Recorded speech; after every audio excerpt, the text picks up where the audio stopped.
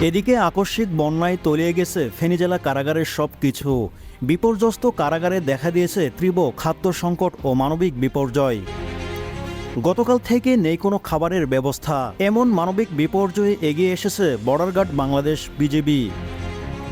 কারাগারের স্টাফ সহ 400 কারাবন্দীকে খাদ্য সহায়তা দিচ্ছেন তারা। ভ্যাট দায়মুক্ত থেকে লাভজনক ব্যবসা পরিচালনার বিশ্বস্ত সহযোগী দ্য রিয়েল কনসালটেশন, স্বচ্ছ ভ্যাট আইনে দক্ষ ন্যায্য ভ্যাট প্রদানে।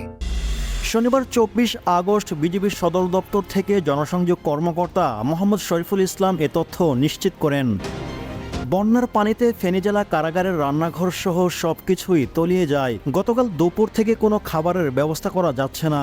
এমন পরিস্থিতিতে বিজিবির উদ্যোগে গতকাল রাত থেকে কারাগারের স্টাফ সহ 400 জন কারাবন্দীকে রান্না করা খাবার সহ বিভিন্ন প্রকার শুকনো খাবার ও বিশুদ্ধ পানি সরবরাহ করা হচ্ছে। উল্লেখ্য, যতদিন পর্যন্ত এই বিপর্যয় না কাটে ততদিন পর্যন্ত ফেনী কারাগারে বিজিবির এই খাদ্য সহায়তা কার্যক্রম চলমান থাকবে বলে জানা যায়।